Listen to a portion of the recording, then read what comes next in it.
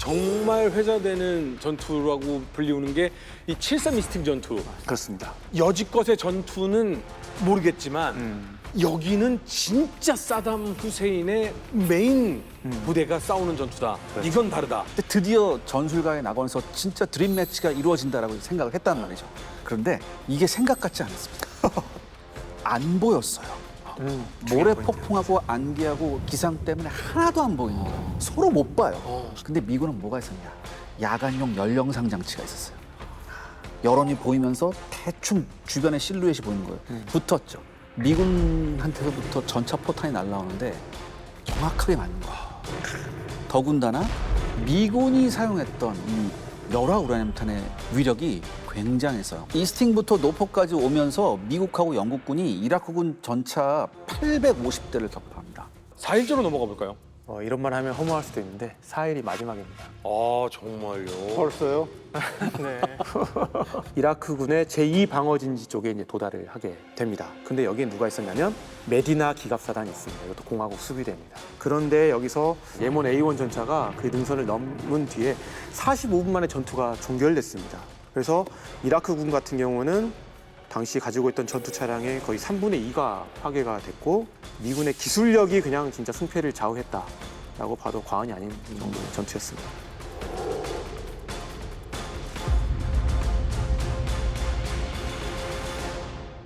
역사와 전쟁을 다루는 방, 역전다방, 걸프 전쟁의 대단원을 향해 쭉쭉 나아가고 있었는데요. 모래 폭풍에 발이 묶였습니다. 왜 바닷가에 나가서 좀 놀다 오면요, 이 발가락 사이에 끼인 모래도 신경이 쓰입니다.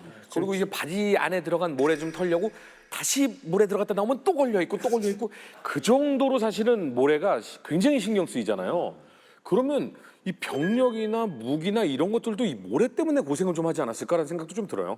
그럼요. 이 모래가 굉장히 생각보다 위험한 존재입니다. 그래요? 네, 이 사막 모래 주성분을 차지하는 것 중에 하나가 석영이라고 하는 게 있죠. 굉장히 단단합니다. 우리가 경도를 나타내는데 모스 경도라는 기준이 있는데 철이 한 4에서 5 정도 되는 거랑 비교해 보시면은 석영이 7 정도입니다. 그게 폭풍이 몰아쳐서 확 위로 솟구치면은 이게 사방팔방에 들러붙겠죠. 이런 게 기계 속에 들어가면 큰일 날 거예요. 치명적이죠. 우리 뭐 기계 속에서 피스톤이 엔진 실린더 속에서 막 왔다 갔다 하는데 이 벽을 갖다가 막 긁는다고 생각해 보세요. 그럼 다 긁히는 거예요? 네, 다 긁히게 되죠.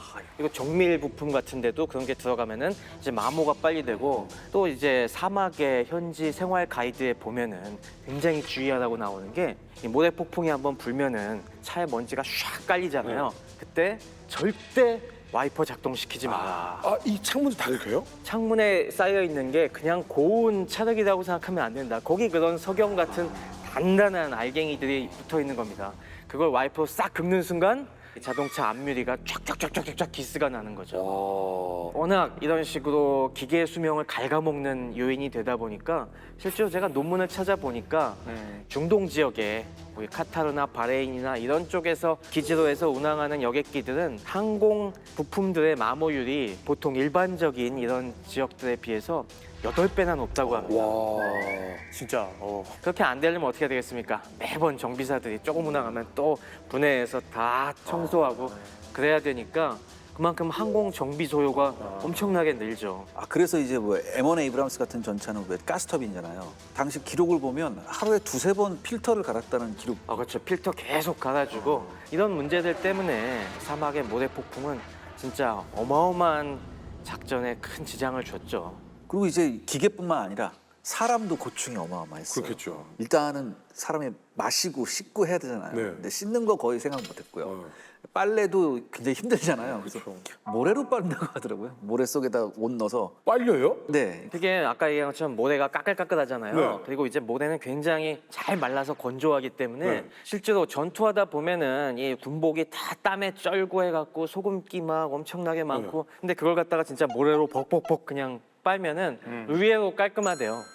약간 갈아내는 느낌인가요? 거의 그 느낌이 있었습니다. 이게 많이 했던 게 걸프전은 그래도 사정이 좋아서 그런데 2차 세계대전 때 왜 북아프리카에서 이제 롬멜의 독일군과 영국군이 싸울 때 그 당시에는 그런 기반 시설이 훨씬 더 열악했으니까 그냥 그런 식으로 마른 빨래에서 다시 입고 싸우는 경우들이 많았다고 합니다.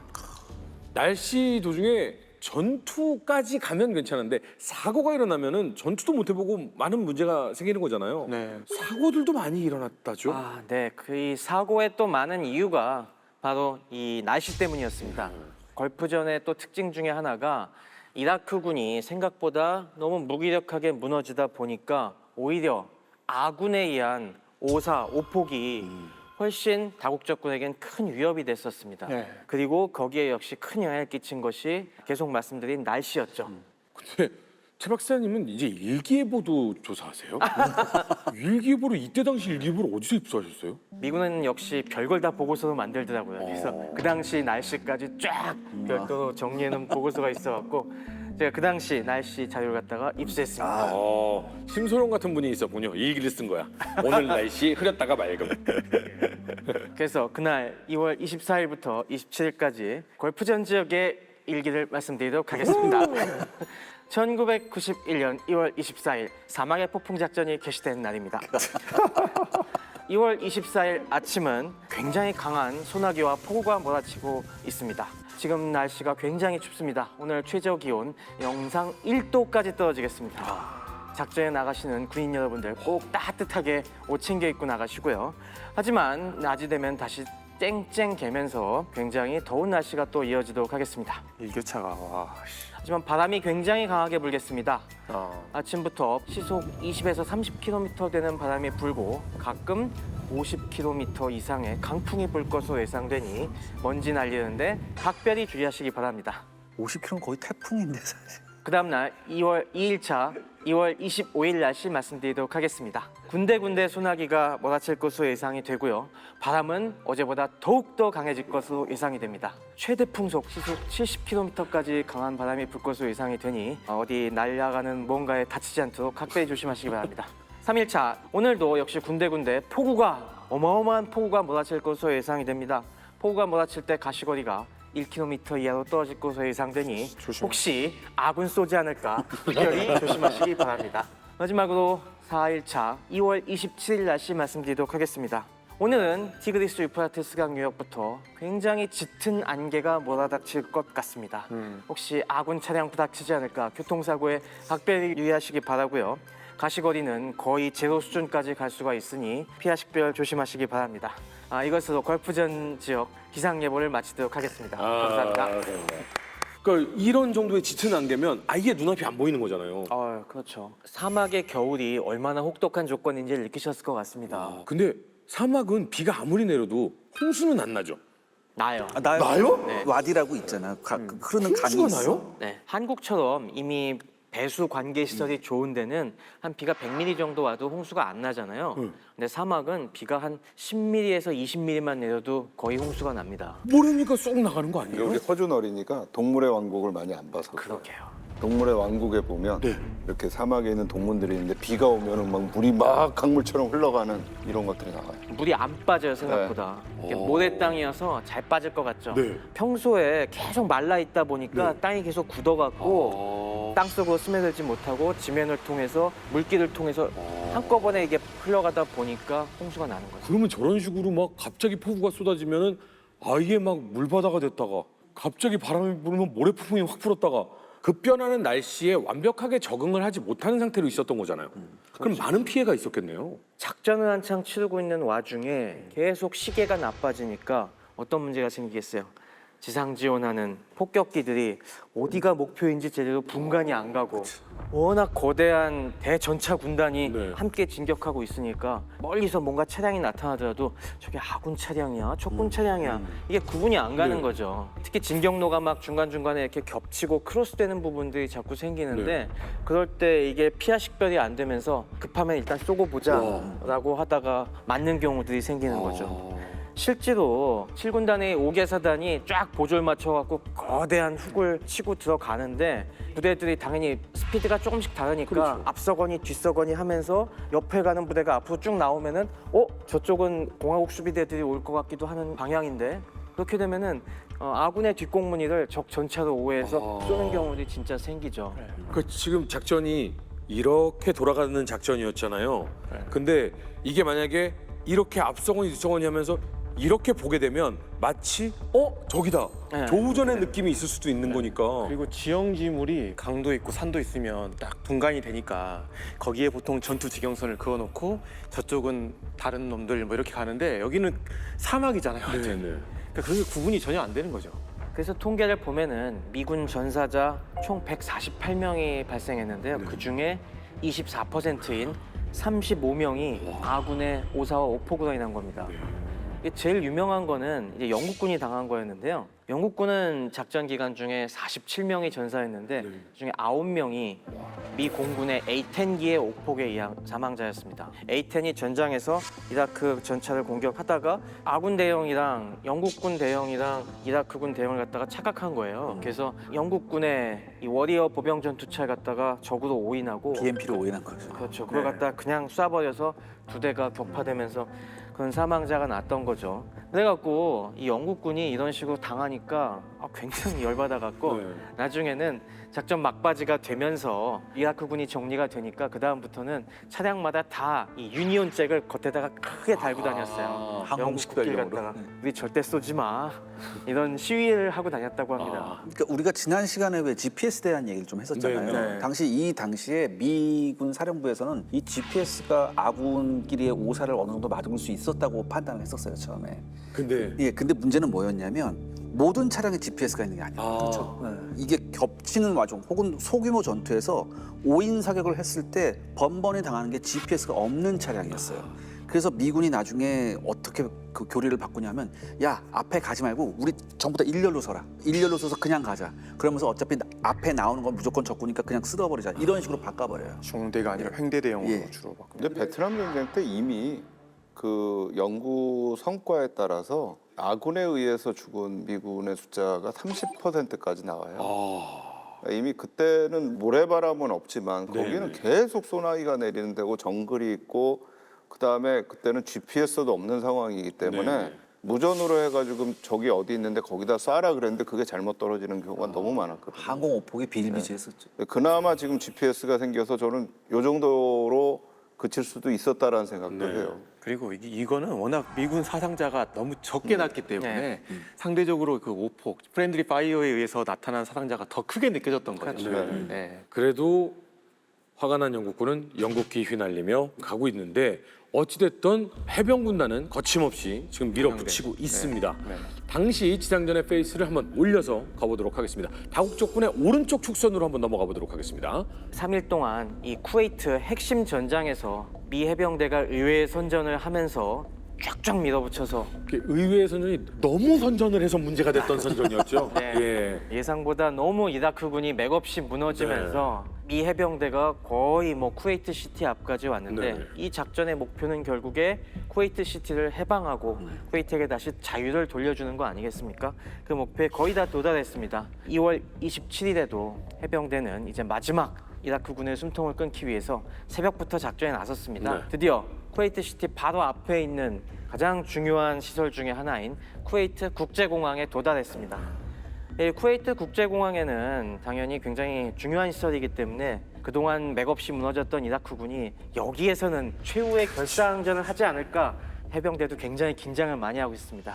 하지만 뭐 이라크군이 어느 정도 저항을 하나 싶더니 이미 주력 부대들은 역시 빠져나간 뒤였습니다. 이라크군 3기갑사단 소속의 잔여 전차 몇 대가 좀 저항을 하던 정도에다가 그것도 이제 금방 무력화가 됐죠. 그다음에 해병대가 접근하니까 마지막으로 이 공항 청사의 곳곳에 이 저격병들이 남아서 마지막 저항을 했는데 이것도 뭐 오전 중에 해병대 증원 부대들이 들어오고 하니까 차례차례 그렇게 큰 어려움 없이 진압이 됐습니다. 그래서 오후가 되니까 드디어 미 1해병사단이 이 공항에다가 사령부를 다시 옮기고 공항 시설을 정상화하기 시작했고요. 자, 이 정도 했으면은 원래 우리 또 해병대 자부심을 더 부린다면은 밀고 올라가겠죠. 밀고 들어가서 이제 바로 코앞에 있는 쿠웨이트 시티까지 쫙 장악을 하는 게 정상이 아닐까 싶었는데 네. 사전에 약속된 각본에 따라서 미 해병대는 딱 정지했습니다. 그리고 길을 딱 비켜주면서 자, 아랍군들 들어가세요. 많이 참았네요. 네, 많이 참았습니다. 그래서 많이 기다렸었죠. 네, 많이 기다렸죠. 이 해병대는 바깥에서 쓱 팔짱 끼고 보고 있고 서쪽에서 도착한 이집트군과 시리아군 그리고 동쪽에서 도착한 사우디군이 양쪽으로 쓱 들어가서 쿠웨이트 시티로 이제 진입을 했고요. 그날 낮에 쿠웨이트 시티 한복판에서 이들 아랍군들이 만나서 알라후 아크바를 외치면서 해방을 드디어 선언을 했습니다. 그럼 막 쿠웨이트 시민들이 막 환호하고 막 그랬어요. 네. 되게 중요한 일이에요, 이거는요. 그러니까 저는 사실 제가 베트남 전쟁 보면서 베트남 전쟁에서 가장 북베트남군하고 베트콩이 실패를 한 게 남베트남 대통령궁에 들어갈 때 북베트남군이 같이 들어갔거든요. 근데 사실 이 사람들이 갖고 있는 명분은 이 베트남 전쟁은 베트콩하고 남베트남 전쟁이고 북베트남군은 우린 도와줬을 뿐이다. 이 명분을 가지고 했는데 끝에 가서 그 명분이 아니라는 걸 스스로 그냥 자인을 해버린 거예요. 탱크가 밀고 들어가 버렸어요. 우리가 주력으로 밀고 들어온 거다. 그러고 나서 나중에 이렇게 돼버리니까 남베트남을 통치하는 데 있어서도 그 지역에 북베트남이 또 내려와서 하게 되고. 그러니까 전쟁을 끝날 때 어떤 명분을 가지고 끝내느냐가 상당히 중요한 부분들이 있고 여기에서 저는 그 정확하게 그 명분을 가지고 실행을 했다라고. 정치적 승리까지도 고려가 돼야 한다는 걸 보여준 거고. 그럼요. 끝났을 때에 전 세계가 뭐라고 얘기할까? 특히 아랍의 국가들이 뭐라고 얘기할까? 미군이 와서 쿠웨이트를 완전히 점령을 했다라고 할 것이냐, 아니면 아랍의 국가들이 쿠웨이트를 해방시켜줬다라고 할 것이냐. 이건 굉장히 다르거든요. 이걸로 해서 쿠웨이트 본토에서의 작전은 거의 끝난 거나 다름이 없지만은 페르시아만에 있는 파이라카 섬은 아직도 이라크군이 좀 농성을 하고 있었어요. 하지만 거기도 이미 전의를 상실한 상태였고 그래서 그 다음 날인 3월 1일에 미군이 여기를 마저 끝장을 내기 위해서 뭐가 갔겠습니까? 전함이가 그렇죠. 위스콘신이 딱 가서 굳이? 그 당시에는 탄착 관측을 드론 무인기가 하고 있었거든요. 그래서 RQ2를 딱 띄워서 갔는데 여기서도 놀라운 일이 벌어졌습니다. RQ2가 쭉 날아가서 상공을 맴도니까 이라크군이 그 드론을 보고서 손들고 나왔어요. 저게 떠 있으면 저게 전 세계 최초로 드론을 보고 항복한 사례로 남아 있습니다. 기록이 됐군요. 네. 아니 요즘 러시아 우크라이나 전쟁 보시면은 네. 이 드론이 막 날아다니면 거기서 손 들고 나오죠. 손 들고 나오고 제발 살려주세요 이러는 게 네네. 가끔 나오잖아요. 네.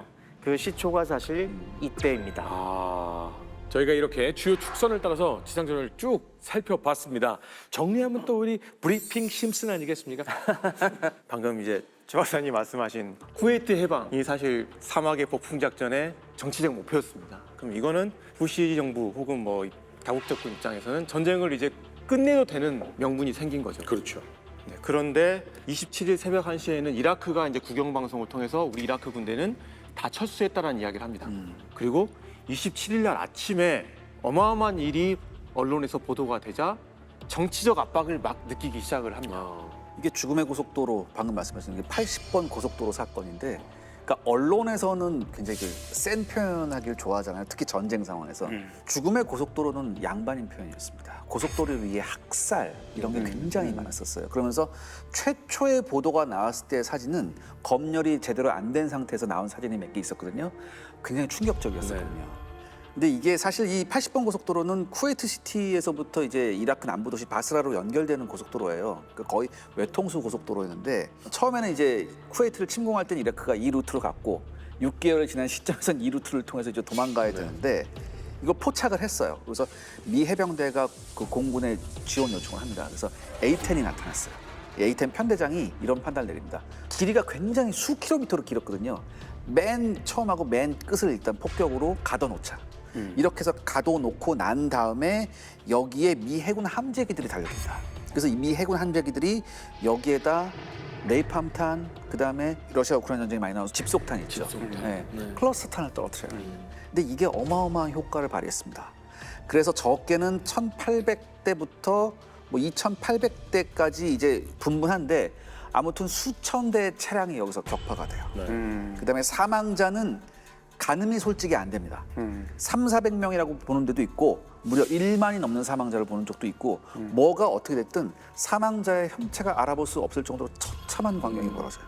문제는 뭐냐? 여기에서 굉장히 커다란 논란이 나옵니다.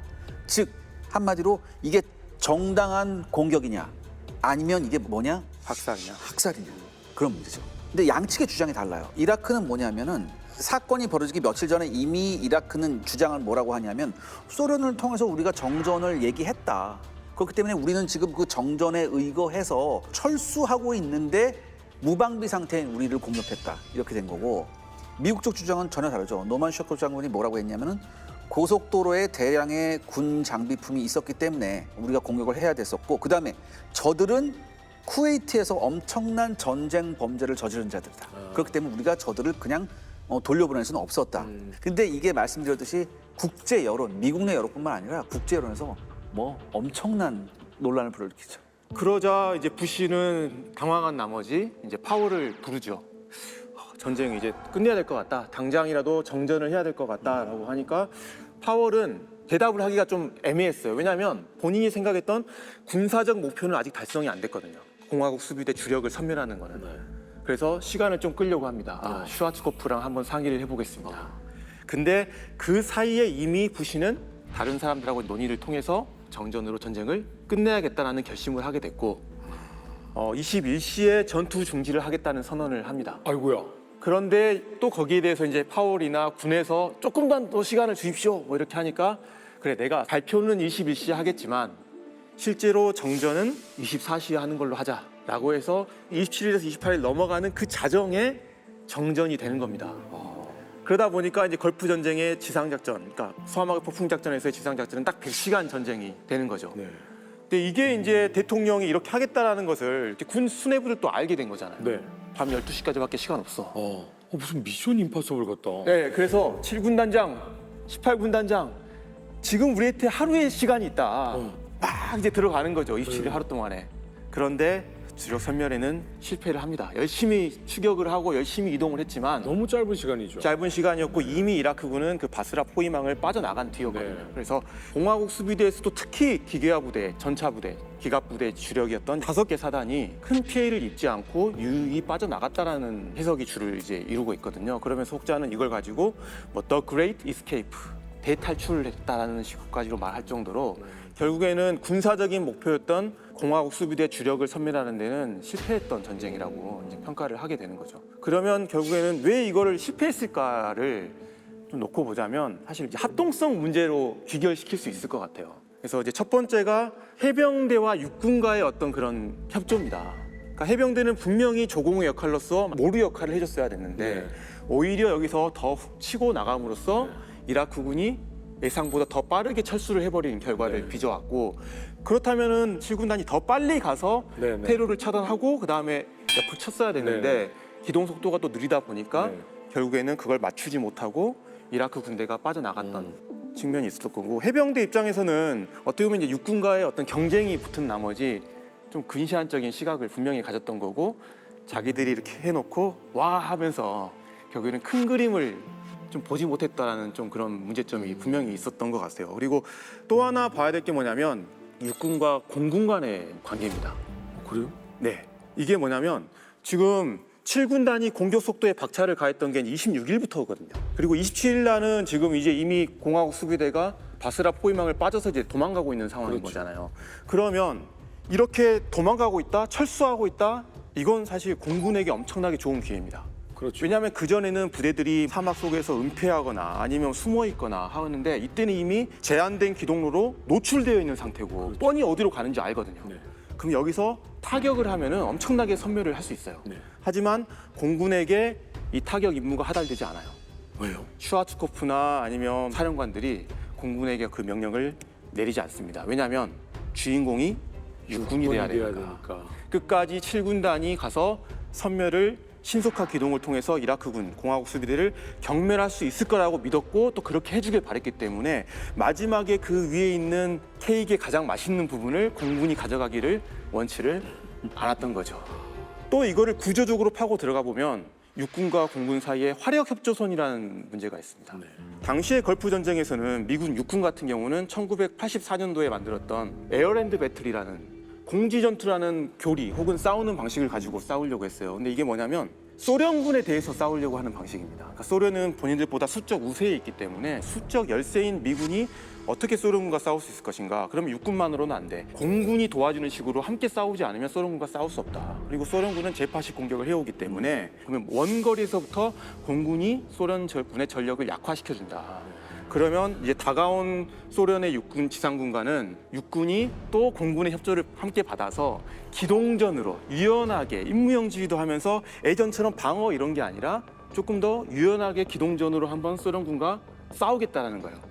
결국 여기서 중요한 거는 결국 육군과 공군의 합동작전인 거잖아요. 근데 그거를 구역을 이제 만든 게 바로 화력협조선인데 이 육군의 화력협조선 안에서는 육군 지휘관의 허락하에 그 해당 작전을 하는 지휘관의 허락하에 공군의 폭격이 있을 수 있다. 즉 육군이 호출을 해야지 공군이 폭격을 하는 거예요. 그런데 걸프 전쟁 때도 똑같이 화력협조선을 정해놓고 싸웁니다. 네. 처음에는 아주 잘 돼요. 24일, 25일 7군단이 올라갈 때 원거리에 있는 이라크 군대가 계속 공군의 공격으로 약해지거든요. 네. 근데 문제는 언제부터 시작되냐면 26일부터 시작이 됩니다. 네. 특히 27일 날은 문제가 아주 심각해집니다. 어허. 왜냐하면 27일 날 7군단 마음이 아주 급합니다. 조급해졌죠. 빨리 가야 됩니다. 그렇죠. 18군단도 마찬가지예요. 그러다 보니까 화력협조선을 엄청나게 멀게 만들어요. 길게 만들어 놓습니다. 네. 예를 들어서 18군단 같은 경우는 무려 84km를 만들어요. 그럼 이 84km 안에서 공군이 타격을 하고 싶으면 육군이 와서 해야지만 할 수 있는 거예요. 그렇죠. 그런데 27일 날 그 먼 거리에 화력협조선을 만들어놨는데 기동 속도가 거기만큼 못 따라가죠. 못 따라가는 겁니다. 그런데 그 사이에는 뭐가 지나갑니까? 이라크군이 퇴각을 퇴각하는 거죠. 그러면 이거를 누가 때릴 수 있어요? 공군이 때려야죠. 근데 공군은 누구의 허락을 받고 때려야 돼요? 육군의 허락을 때려야죠. 육군이 허락을 요청을 안 해주는 거죠. 그러니까 그 사이에 갭이 생긴 겁니다.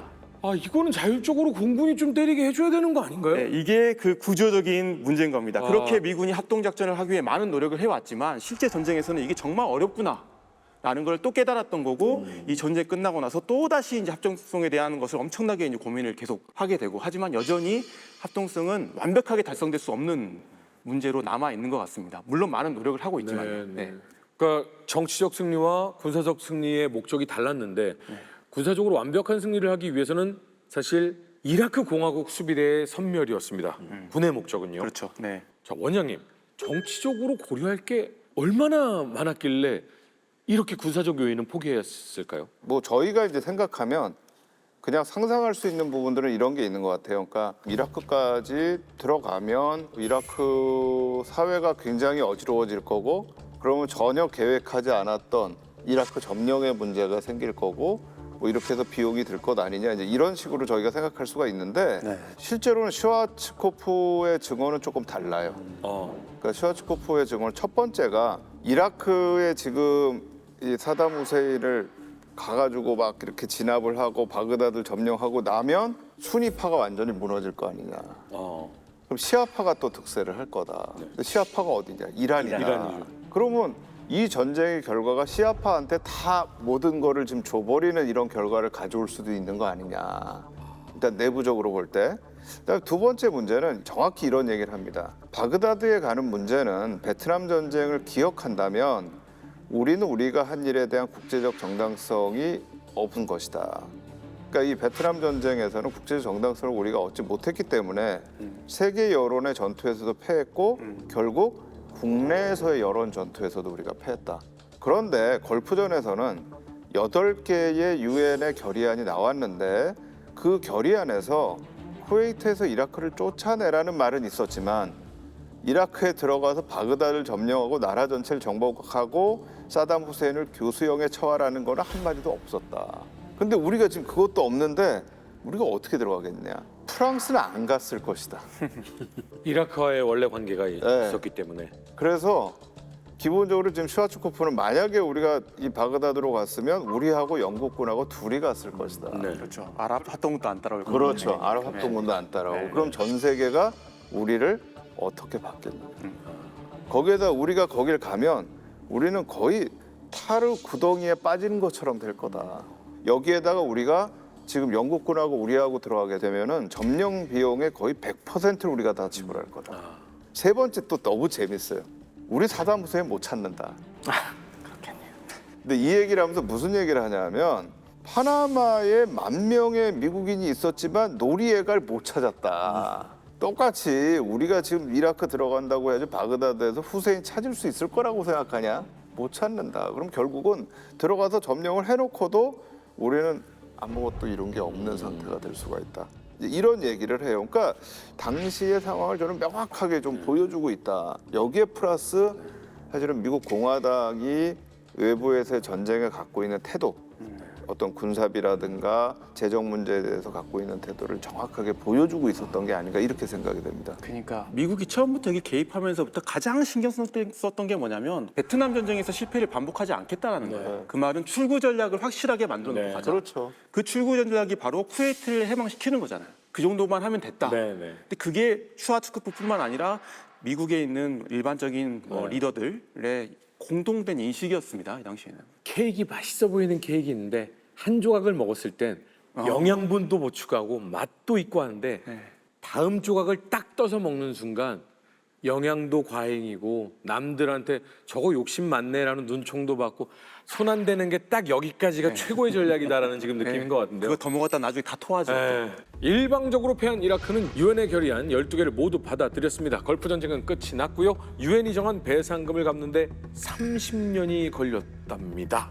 후폭풍이 만만치 않았을 텐데요. 박태훈의 역사 요만큼 좀 부탁을 드리겠습니다. 예, 그 중에 이제 제일 중요한 것 중에 하나가 유엔이 계속해서 이라크가 대량 살상 무기를 만들지 않도록 감시하는 작업이 있었어요. 네.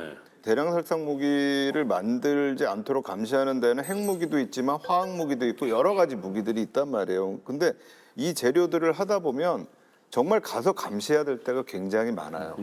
근데 처음에는 자기들이 다 받아들인다고 해놓고 그 다음에 이제 감시단이 가가지고 우리가 여기 좀 보고 감시하고 여기 조사하겠다 하는데 이게 번번이 충돌이 일어납니다. 막아요. 네.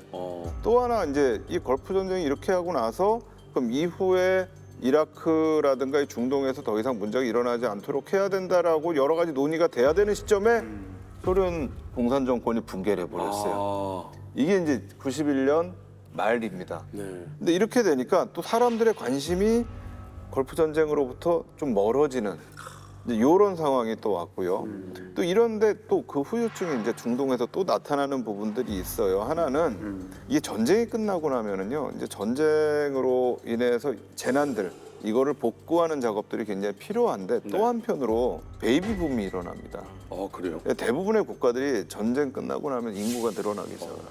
안정화가 되니까. 네. 근데 요 시기가 중동이 90년대에 전 세계에서 인구 증가율이 제일 높은 지역이었어요. 근데 인구 증가율은 높은데 그렇다고 해서 산업 생산력이 늘어가지고 일자리가 생기는 건 또 아니에요. 굉장히 지금 사회적으로 불안 요소가 좀 생기는 부분들이 있는 거죠. 그러면 이제 실업이 늘기 시작하잖아요. 실업이 늘면은 무슨 문제가 생기느냐? 꼭 이상한 생각하는 사람들이 나타나요. 그렇죠.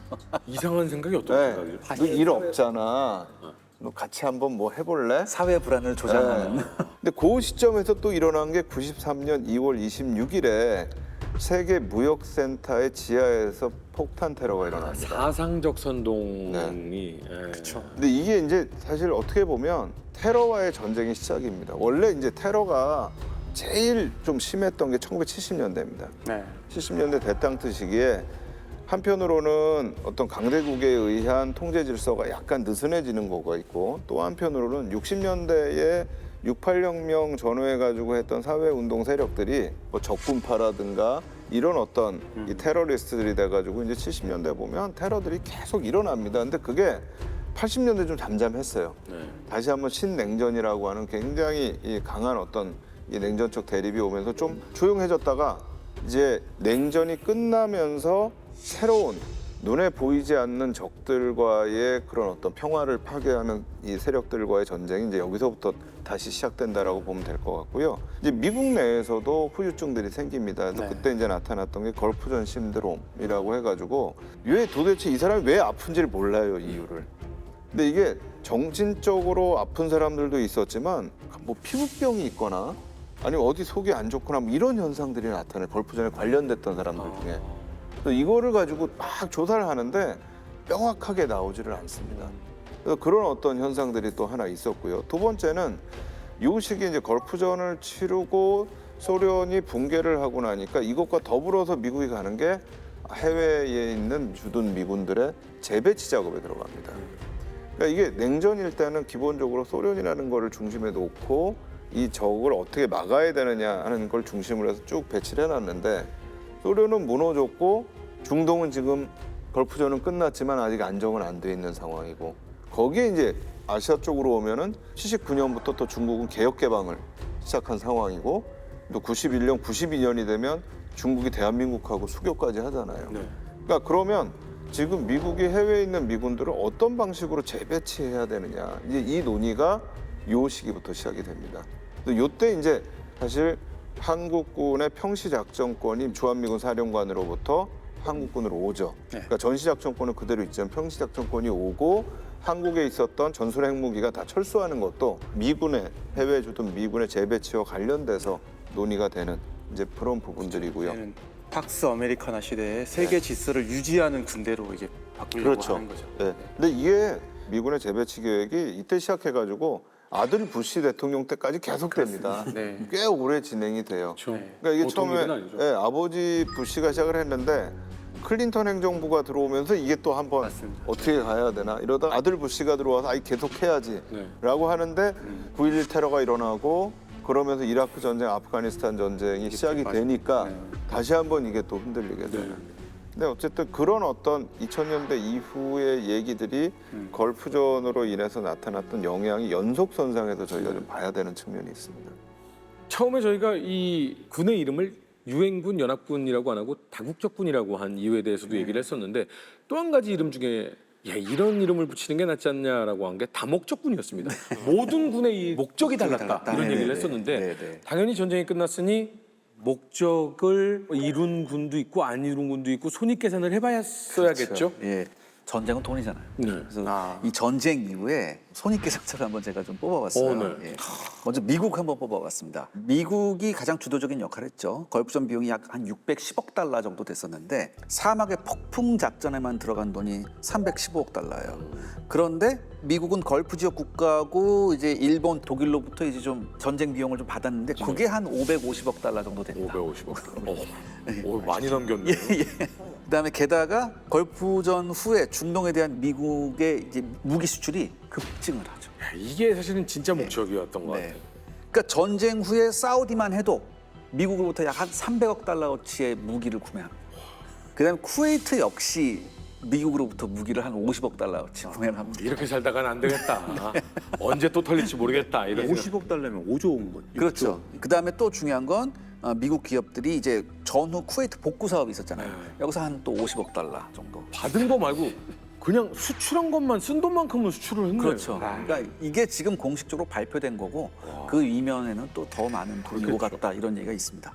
그다음에 이제 사우디아라비아도 빼놓을 수 없죠. 사우디아라비아도 지출한 금액이 한 640억 달러 정도 됩니다. 그중 다국적군한테 한 360억 달러 정도의 어떤 물품 같은 거 제공 이런 것도 또 약속을 했었습니다. 실제로 미국한테 한 135억 달러 정도 제공을 했습니다. 그중에서 한 35억 달러는 유류비만 35억 달러 나갑니다. 석유 뽑아줬군요. 그다음에 이제 쿠웨이트 최대 피해자인 쿠웨이트를 보면 일단은 아랍 통화기금에 의하면은 쿠웨이트가 받은 손해가 총 2,400억 달러 정도 됩니다. 어마어마한 금액이죠. 근데 이 위기 발발 전에 GNP가 230억 달러 정도 됐거든요. 그러니까 이게 10년분이에요. 10년치 GDP가 날아간 거네요. 10년치예요. 그 나라가 10년 벌 돈을 날렸고요. 그러니까 이제 쿠웨이트가 사실 뭐 장내 발전 기금 같은 거 이런 게 있었거든요. 여기에 거의 한 3분의 1을 빼내서 이걸 메꿔야 되고 막 그랬었어요. 그다음에 석유 관련 시설 피해가 굉장히 많았잖아요. 이게 한 800억 달러 정도 됩니다. 그다음에 이제 유정 화재가 굉장히 많았어요. 700개가 넘었었거든요. 화재로 인한 또 손실액이 1,000억 배럴 정도 된다고 해요. 이 원유 손실액이. 그다음에 이라크군으로부터 한 12억 달러 상당의 금괴를 약탈당했습니다. 금괴. 그다음에 다국적군 전비 부담을 했었어야 돼요. 쿠웨이트도 한 220억 달러. 저 해방하러 왔으니까. 이 중에서 미국한테 한 155억 달러 정도 줬습니다. 전쟁이 나고 나서 이 쿠웨이트의 왕 자베르 3세가 사우디로 피했잖아요. 근데 사우디의 파하드 국왕이 이런 말을 해요. 자베르 3세한테 나의 형제요. 원하는 것이 뭐냐? 돈이냐 권좌냐? 이걸 물어봐요. 둘 다요. 예. 그러니까 강요를 받아요. 그러니까 한마디로 돈을 원하면 너 여기서 그냥 망명해서 살면 되는데 네가 권좌를 되찾길 원하면은 네가 좀 전비를 좀 내야 돼. 특히 누구한테 나한테. 그렇지. 그래서 결국에는 350억 달러를 사우디한테 지불을 해요. 쿠웨이트가. 그러니까 지금 계산이 전 안 나와요. 쿠웨이트가 얼마나 돈을 썼는지. 그다음에 이제 우리가 엉뚱한 불똥에 튀었다고 했던 이스라엘. 네, 미사일 맞았죠. 예, 이스라엘은 당장이라도 우리 공군기 보내서 이라크 쓸어버린다 이렇게 했었잖아요. 그거를 막기 위해서 얼마나 썼냐. 미국이 일단은 매년 30억 달러의 추가 지원을 해주겠다 이렇게 얘기했어요. 그다음에 스커드 미사일 공격을 받았잖아요. 그거 보상으로 한 6억 5천만 달러 정도 받았습니다. 그다음에 이스라엘이 항상 피해를 받으면 가만히 있을 수 없는 나라가 하나 있죠. 독일. 아, 독일. 오! 다쳤어? 그래서 약 한 2억 500만 마르크 정도. 아무 그것도 없는데. 이스라엘 아파? 네가 아프면 나 때문이야. 그렇지. 그다음에 이제 걸프전에 주요 참전했던 서방 국가 중에서 이제 영국과 프랑스가 있었죠. 먼저 영국은 사우디한테 1990년 4월 12일에 26억 7천만 달러 분의 무기를 판매를 합니다. 그리고 93년도 1월에는 토네이도 전폭기 48대를 총 83억 달러 정도에 매각을 하죠. 그다음에 쿠웨이트로부터는 직접 전비를 받아 챙깁니다. 약 13억 달러. 그때 쿠웨이트가 이렇게 얘기합니다. 야, 미국에 비해서는 정말 싸게 먹혔다. 이런 얘기를 해요. 영국 기업 역시 쿠웨이트 복구 사업에 참가를 해서 10억 달러 정도의 이익을 얻습니다. 네. 그리고 프랑스는 94년 11월 사우디와 32억 달러 정도의 무기 판매 계약을 하고요. 이러면서 이제 액조세 미사일하고 프리키탐을 사우디에 팔아서 아주 알토란 야, 같은 불기참을 팔았어. 예. 그다음에 이제 러시아, 소련도 있어요. 이때 당시는 아직 소련이었거든요. 소련은 사실 관망만 했었거든요. 그 소련 한 거 없는데. 예. 그리고 지가 뭐 역할을 하려고 했죠. 그런데 이라크에 대한 무기 수출이 금지가 되면서 약 한 20억 달러의 손해를 봤다는 이런. 아, 잃었어. 아, 손실을 봤구나. 소련은. 그러니까 사실 네. 그때 이라크한테 무기 팔고 회수 못한 돈이 있었어요. 한 100억 달러. 요거 끝내 회수를 못합니다. 아. 네. 그다음에 아랍 국가들 있잖아요. 아랍 국가들이 여기 굉장히 많이 왔잖아요. 이집트, 뭐 시리아, 뭐 이렇게 왔는데 시리아는 사실 별로 한 일은 없어요. 사실 시리아는. 그래도 아랍 연합군으로 왜 그래도 쿠웨이트 해방하러 들어갔잖아요. 네. 걸프 지역 국가로부터 한 30억 달러 정도 현금 지원 받아요. 그다음에 미국은 시리아가 지원하고 있는 레바논 정부한테 또 군사 원조를 재개하고요. 그다음에 일본도 화력발전소 건설용으로 한 4억 6천만 달러 정도 지원해서. 차관을 또 지원해 줍니다. 이집트가 그리고 굉장히 수혜가 많은 국가 중에 하나예요. 원래 전쟁 나기 전에 이집트가 미국한테 차관이 71억 달러였거든요. 요거 중에서 67억 달러를 탕감받습니다. 그다음에 아랍 국가들로부터 한 70억 달러 또 받아요. 왜냐하면 이 무바라크 당시 이집트 대통령이 단호하게 반 사담 후세인 이렇게 했었거든요. 예. 아니, 제일 수혜 보는 거 아니에요? 그래서 사우디한테도 이집트가 빚이 45억 달러가 있었거든요. 이게 끝나고 나서 사우디가 한마디 했냐? 없는 걸로 해. 야, 외교 잘했네. 줄을 잘 선 거죠, 진짜. 예. 그다음에 미국하고 일본, 유럽이요 공적 채무 360억 달러가 또 있었어요. 이 이집트가 요것도 50% 까줍니다. 와. 이집트는 이 걸프전에 들어감으로 해서 자기가 갖고 있었던 국가 부채 60%를 탕감받을 수 있었어요. 이집트가 제일 성공한 거. 그렇죠. 네. 그렇기 때문에 금전적으로는 가장 큰 수혜를 받은 게 이집트다. 와. 이런 얘기가 나옵니다. 그 다음에 반면에 낭패를 본 국가가 있습니다. 요르단. 줄 잘못 선 국가가 있었죠. 예, 줄 잘못 썼죠. 이라크 편 들었다가 아. 홀라당 망한 이제 요르단이에요. 네. 국경 폐쇄까지 되면서 수입이 단절되고요. 외환 보유고가 바닥이 납니다. 그래서 경제적으로는 요르단이 가장 큰 패배를 했다. 이런 또 얘기가 많이 나왔죠. 가만히 왜 우리나라 얘기는 안 나와요? 우리나라도 들어갔잖아요. 세계적인 정세가 우리나라가 그때 막 다변화 시도하던 시점이라 중동에 들어갈 것이냐 말 것이냐 굉장히 고민이 많았는데 우리나라도 결단을 내리고 들어갔으면 사우디에서 20년간 원유 공짜로 제공받는다든가 뭐 해야 되는 거 아닙니까? 그러니까 우리나라도 있습니다. 우리나라가 이제 의료단하고 수송기 파견해서 한 150명 파견하고 이제 수송기도 파견했잖아요. 비중이 그다음에 다국적군에 대한 지원도 우리가 한 2억 8천만 달러 했어요. 했죠? 했죠. 그렇죠. 딱 해서 나중에 수고했어. 끝. 너무하네. 그거 너무한 거 아니요. 원장님 이거 너무한 거 아닙니까? 국제 관계에서 I'm not Saudi. 아니 근데 이렇게 딱 설명을 듣고 나니까 왜 다목적군이라는 그게 딱 너무나 와닿습니다. 자, 걸프전의 비사 하나를 더 살펴보도록 하겠습니다.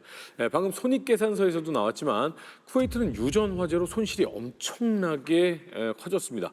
전쟁은 끝났지만 불과의 전쟁이 이어졌습니다. 불이요? 그렇습니다. 뭐 기억하시는 분들도 많겠지만은 전쟁의 포성은 멈췄어도 유전의 불은 꺼지지가 않습니다. 이라크군이 당하면서만 간 게 아닙니다. 쿠웨이트 이들도 끝까지 고통스럽게 해주겠다 하면서 쿠웨이트에 있는 수많은 유정에 싹 불을 지르고 갑니다. 네. 당시의 상황이 정말 들어와 보니까 다옥적군도 진짜 입이 안 다물어질 정도 이제 난감한 상황이어갖고 이걸 꺼야 되는 사람들 입장에서는 야 이제 오퍼레이션 데저트 스톰이 끝나고 이제 오퍼레이션 데저트 헬이 찾아왔다 그런 얘기가 나왔습니다. 진짜 지옥불이 펼쳐진 이런 상황이었고요. 처음에 예상할 땐 이게 몇 년 안에 끌 수 있을지 이 견적이 안 나왔어요. 보통 유전화제 큰 거 시작되면은 몇 년 걸리는 게 다반사였거든요. 이게 그렇게 많이 붙었으니까 야 이거 한 10년 봐야겠다라고 암담했는데 다행히도 7개월 만에 그해 11월에 완전히 진압에 성공했습니다. 하지만 그동안에 이 타버린 원유량이 어마어마해요. 무려 10억 배럴 정도가 탄 걸로 예상이 되는데 우리나라가 1년에 수입하는 원유가 9억 배럴에서 10억 배럴 사이니까 우리나라가 1년 쓸 원유가 그냥 허공에서 다 타버렸다고 생각하시면 됩니다. 이게 쿠웨이트 원유 매장량 전체의 약 1.5에서 2% 정도가 타버렸다고 하니까 얼마나 많은 국부가 이렇게 화염과 재로 사라졌는지 알 수가 있겠죠. 진짜 이렇게 나쁜 사람들이야. 그걸 왜 태워 그걸? 그러면 과연 이걸 어떻게 진압했느냐 이것도 중요한 전쟁의 일부라고 생각이 돼서 오늘 제가 그걸 갖다가 좀 자세히 설명드리고자 오 재밌겠다. 저게 보시면은 어마어마한 압력으로 뻗어 나오는데 원유 성분 중에는 잘 타는 것들도 있죠. 그래서 금방 타는 것들도 있는데 아스팔트처럼 끈덕끈덕하게 안 타는 것들도 있잖아요. 그러면 흘러나와서 저렇게 주변에 쌓이고 용암처럼 굳어지고 하면서 주변이 정말 저렇게 지옥처럼 타들어가는 겁니다. 용암이야 용암. 저거 CG예요? 아니면 실제예요? 이게 용암 실제 용암. 당시 영상입니다. 와. 그러면 저게요. 저렇게 하다가 안으로 붙어 들어가면 어떡해요? 산소가 있어야지. 그렇게 한심한 게 쳐다봐요? 아니, 모르게 되는 거 아니에요? 죄송합니다. 그래서 유전 안에는 산소가 없으니까 당연히 불이 안 타다가 밖으로 나오는 순간 산소들이 확 달라붙으면서 연소가 되는 거죠. 얼핏 생각하시기에는 저거 나오는 거 그냥 마개로 싹 막아버리면 꺼지지 않아? 그 TV 요즘에 광고 나오는 거 있잖아요. 물 나올 때 잘 붙는 테이프 있잖아요. 그걸 싹. 네, 그러면 꺼지지 않을까 싶겠지만 그렇지 않습니다. 저 웬간해서 못 막습니다. 당장 쿠웨이트는 이걸 빨리빨리 진압해야 원유를 다시 생산하고 빨리 돈을 벌어서 아까 이 노려보고 있는 전주들에게 안겨줄 테니까 굉장히 시급해서 급히 소화할 수 있는 전 세계 업체들과 계약을 시작합니다. 저걸 끄는 업체가 있군요. 네, 유정 화재들은 빈번하게 발생하기 때문에 전문 소화 업체들이 있거든요. 소방서가 아니라. 그런데 이게 너무 화재 규모가 크다 보니까 처음에는 어떤 방법으로 꺼야 될지도 막막해서 그것도 공모를 합니다. 1,500개의 방법을 수집을 해갖고 이 전문가들이 모여서 야 이거는 비현실적이야 막 XXX 하고서 그중에 가장 현실적인 방법 몇 가지들을 선택해서 조직적으로 들어갑니다. 자 일단은 저 유전화재 보시면은 저 불길이 너무 강하다 보니까 유정에 접근하는 것 자체가 곤란했어요. 그게 문제인 거. 그리고 또 이라크군이 그냥 유정에만 폭탄을 설치놓은 게 아니라 저 주변에 지뢰를 되게 많이 깔았습니다. 그러겠죠. 아예 못 접근조차 못하게. 아이. 그래갖고 처음에 제일 먼저 한 거는 일단 지뢰부터 제거하는 겁니다. 그리고 도로를 닦는 게 먼저였어요. 길 닦네. 예, 길을 닦고 있죠. 네. 저 주변에 호수처럼 보이잖아요. 네. 저게 다 흘러넘친 기름입니다. 와. 주변에 원유들이 다 저렇게 흘러넘쳐갖고 잘못 짜면 불바다 되는 거네. 네, 기름벌이 된 겁니다. 와. 그래서 저 기름벌 사이에 먼저 도로부터 내는 게 먼저고요. 그리고 저 분출구를 갖다가 그냥 진압할 수가 없는 게 주변으로 좀 아스팔트 같은 뭐 재나 그름 같은 게 단단하게 탄소 덩어리들이 뭉쳐갖고 저게 진압 장비가 들어가는 걸 방해하기 때문에 저거 깨는 것도 네, 저거 하나하나 다 깨고 부숴가면서 저걸 치우는 걸 그 다음에 합니다. 저걸 해야 그 다음에 본격적인 화재 진압 단계로 들어갈 수가 있습니다. 그 다음에 그럼 어떻게 하는지 몇 가지 방법을 소개해드리도록 하겠습니다. 크게는 저 당시에 3가지 방법이 많이 쓰였어요. 첫 번째는 저 열기를 좀 식혀야 되지 않습니까? 네. 물로 식혀야 됩니다. 그래서 주변에 저렇게 큰 물웅덩이를 파갖고 거기로 물을 끌어옵니다. 계속 뿌리네. 신기하다. 그 물로 저 옆에다 계속 물대포를 쏩니다. 하지만 불길이 워낙 세니까 안 저 꺼지네. 물대포 쏘는 걸로는 꺼지지가 않아요. 그냥 하늘로 수증기가 돼서 다 날아가고 있네. 그중에 기발했던 데 중에 하나가 헝가리 팀이었습니다. 헝가리. 헝가리 팀은 굉장히 괴물과 같은 기계를 갖고 왔는데 전차 위에다가 커다란 제트 엔진을 탄 기계였어요. 이 제트 엔진을 통해서 물을 쏟아붓는 그러니까 초대형 초고압 물펌프를 갖고 온 겁니다. 물대포. 네. 어마어마한 물줄기를 쏟아내는 겁니다. 전차다 진짜. 네, 일반적인 물대포는 뭐 몇 날 며칠을 쏟아봐도 꺼지지 않던 불길이 저렇게 쏟아 부으니 불과 몇 분 만에 꺼지기도 하고, 그래서 저게 굉장히 열광적인 반응을 일으켰다고 합니다. 와, 이게 꺼지는구나. 근데 저게 딱 기계가 한 대밖에 없어갖고 많이 끄지는 못했는데, 아, 저런 게 좀 많이 있었으면 더 빨리 껐을 텐데. 가장 심한 대로 갔겠네요. 그럼. 네, 그 다음에는 다이너마이트를 쓰는 방법이 있습니다. 네? 폭발 반응이 일어날 때는 주변에서 갑자기 산소를 확 빨아들이기 때문에 오, bomb 터트리는 순간, 없어졌네요. 네, 순간 산소가 확 사라지면서 불이 꺼지고 기름만 나오는 거죠. 그 다음에 또 한 가지 방법은 저 분출구에다가 직경 30인치짜리, 30인치면 한 뭐 75cm 정도 되는 거죠. 네. 그래서 굴뚝을 씌우는 겁니다.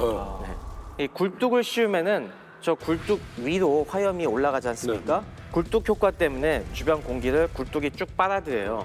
그럼 그 빨아들이는 쪽으로 강한 수압의 물이나 아니면 심지어 아주 차가운 액체 칫솔 같은 거 같이 넣습니다. 그럼 이 안에 원유 기둥의 온도가 낮아지면서 위에 화염이 좀 잦아들 거 아니에요?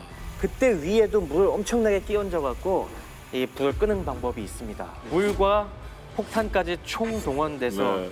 결국에 꺼지기 힘들었던 걸로 보였던 거의 700개나 되는 유정들이 화재가 결국에 진압이 됐습니다. 네. 근데 그나마 다행인 거는 사실 유정 화재에는 진짜 극단적인 방법이 하나가 더 있어요. 극단적인 방법이요?